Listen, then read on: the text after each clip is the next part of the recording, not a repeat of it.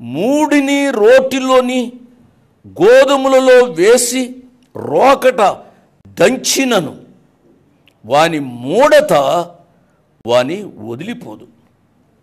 మూర్ఖుడంటే అంతటి పరమ చండాలుడన్నమాట.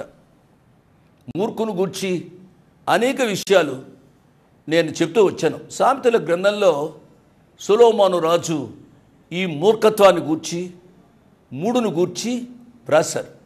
మూర్ఖత్వం పాపం కాబట్టి పాపంలో జీవిస్తున్నాం. ఈ మూడునేక జీవితం అది పోవడం అసాధ్యం. మూఢుడు రక్షింపబడాలి అని అంటే దేవుని యొక్క జోక్యం. అనేక పర్యాయాలు దేవునినే ప్రశ్నించే మూర్ఖత్వం ఉంటుంది. ఈ విషయంలో ఎవరు ఉండకూడదు అనే విషయాన్ని నేను జ్ఞాపకం చేస్తున్నాను. కొంతమంది ఫోన్ చేస్తారు, ఫోన్ చేసి ఏదేదో మాట్లాడాలి అని ప్రయత్నం చేస్తూ ఉంటారు. మూర్ఖుడు అతడు ఏ రీతిగా అంటున్నాడు, రోటిలో వేసి అతడు గోధుమ వలె దంచినప్పుడు కూడా అతని యొక్క మూడత వదిలిపోదు. ఎలా ఉన్నారు? బాగున్నారా? తమ్ముడు, చెల్లెమ్మ, అక్కయ్య, అన్నయ్య, అంకుల్, ఆంటీ ఎలా ఉన్నారు? బాగున్నారా? తమ్ముడు యవ్వనంలో ఉన్నావు, చెల్లెమ్మ యవ్వనంలో ఉన్నావు. నాకేంటిది తక్కువ, నాకు బలం ఉంది, అందం ఉంది అనే ఆలోచనలను జీవిస్తున్నావా? అన్నయ్య, అక్కయ్య, మీరు కూడా సంబంధాలకి విలువ ఇవ్వకుండా నాకేంటిదిలే, నాకేం తక్కువలే అనే విధమైన ఆలోచనలు మీరు జీవిస్తున్నారు. నా ఒక విజ్ఞాపన, మనిషి జీవితాన్ని గడ్డితో పోల్చబడింది కదా. ఆ గడ్డి పచ్చగా కనపడుతుంది, ఎండ తగలగానే ఎండిపోయి ఇంతలో రాలిపోతుంది. అందుకే వాక్యంలో రాయబడ్డ మాట, ఇంతలో కనపడి అంతలో మాయమైపోయి జీవితాలు. మనం ఎన్నడూ కూడా మనం ఉన్న అందాన్ని బట్టో, బలాన్ని బట్టో, డబ్బుని బట్టో మనం ఎన్నడూ కూడా గర్వాన్ని మనం ఫీల్ కాకూడదు. ఎన్నడూ కూడా మన జీవితాలు ఇతరుల మనుషుల్ని చులకనగా మనం చూసుకొని జీవించకూడదు. నేను చాలామంది సంబంధాలలో గమనిస్తాను, భార్యాభర్తల జీవితాలు భార్యను చులకగా చూడడం, భర్తని చులకనగా చూడడం, లేకపోతే అల్లుడిని, కోడల్ని చులకనగా చూడడం, తల్లిదండ్రులని యవన బిడ్డలు చులకనగా చూడడం, లెక్క చేయకుండా మాట్లాడడం, ఇవన్నీ ప్రమాదకరమైనది.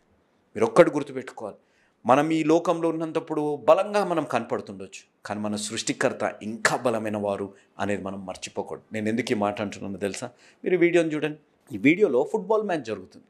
ఫుట్బాల్ మ్యాచ్ అనగానే ఫుట్బాల్ ప్లేయర్స్ ఎంత ఫిట్గా ఉంటారు. వాళ్ళు తినే తిండిని కానీ, ప్రతిరోజు వారు చేసే ఎక్సర్సైజ్ కానీ, వారికి టెస్టులు కూడా జరుగుతుంటాయి. వారి హార్ట్ ఏ విధంగా ఉంది, వారి అవయవాలు ఏ విధంగా ఉన్నాయి అనేది, ఆర్గన్స్ ఏ విధంగా ఉన్నాయి, అన్ని టెస్ట్ ప్రతిసారి జరుగుతుంది. కానీ ఫుట్బాల్ ప్లేయర్ చూడండి, మీరు ఆడుతా ఒకేసారి కింద పడిపోయాడు. కింద పడిపోయితే పడిపోయాడు అని అనుకునే లోపట ప్రాణాన్ని విడిచివేశాడు. అంటే మీరు ఆలోచించవలసింది, జీవితం అనేది క్షణభంగురం. కాబట్టి ఉన్నంత కాలము క్షమిస్తూ ఉండాలి, ప్రేమిస్తూ ఉండాలి, జీవితాన్ని ముందు కొనసాగిస్తూ దేవుడికి మహిమార్థంగా మనం జీవించాలి. కానీ మనం చేసే తప్పేంటిది అని అంటే, నేను ఈ మాట చెప్తుంటే మీరు ఆలోచించండి. ఊపిరి ఉన్నప్పుడు కన్నీరు గార్చేటట్టు చేస్తారు, ఊపిరి పోయాక క్షమాపణ అడుగుతుంటారు. ఎంత బాధ కదా. మీరు ఆలోచించండి, చాలామందికి మనకి రిలేట్ అవుతుంది. ఊపిరి ఉన్నప్పుడు లెక్క చేయము, ఊపిరి లేనప్పుడు ఇష్టానుసారంగా మాట్లాడేసి వారిని కన్నీరు కార్చేటట్టు చేస్తాం. క్షమాపణ ఎప్పుడు అడుగుతుంటాము? ఊపిరి పోయాక, అయ్యో నన్ను క్షమించండి, అయ్యో నన్ను ఇది అనుకుంటూ అప్పుడు మనము ఇది చేస్తుంటాం. కానీ ఈరోజు ఒక్కసారి మీరు ఆలోచించండి, don't be proud of anything.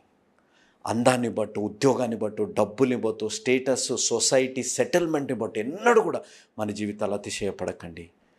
దేవుడు నామాన్ని బట్టి అతిశయపడి జీవించండి. దేవుడు మిమ్మల్ని తప్పనిసరిగా ఆయన మహిమార్థంగా దేవుడు మిమ్మల్ని తీర్చిదిద్దే దేవుడు ఉన్నారు అనే సత్యాన్ని మనం గ్రహించాలి. ఈ విధంగా గ్రహింపు మీలో, మీ ప్రేమించే వారిలో, మీ కుటుంబ సభ్యుల్లో కూడా రావాలని మీ ప్రియతమన్న జోషన్న గారు స్థాపించిన యేసు అనుచరులనే ఈ కుటుంబం మీ కొరకు ప్రతిరోజు, మీరు మరవకండి, ప్రతిరోజు 4 పూటలు, ప్రతి శనివారం రోజంతా ప్రార్థన చేస్తుంటాం. మీ జీవితాల్లో దేవుడు తోడై ఉండి, దేవుడు మీ జీవితాల్లో ఉన్న ప్రతి సంబంధంలో ప్రేమ బలమైన రీతిలో దేవుడు కలిగించి, అట్టి దేవుడు మీ జీవితాల్లో గొప్ప కార్యము చేయనుగాక. ఆ విధంగా చేసేది దేవుడు ఉన్నారు అనే సత్యాన్ని మీరు గ్రహించి, మీ కొరకు మేము ప్రార్థించి, మీ కుమారుణ్ణి, మీ తోబుట్టుని, మీ కుటుంబంలో ఒక సభ్యుడు లాంటి భక్తి సింగ్ అని నేను ఉన్నాను అనేది మీరు మరవకండి. దేవుడు ఆ కార్యం మీ జీవితాల్లో చేయనుగాక. ఆమేన్.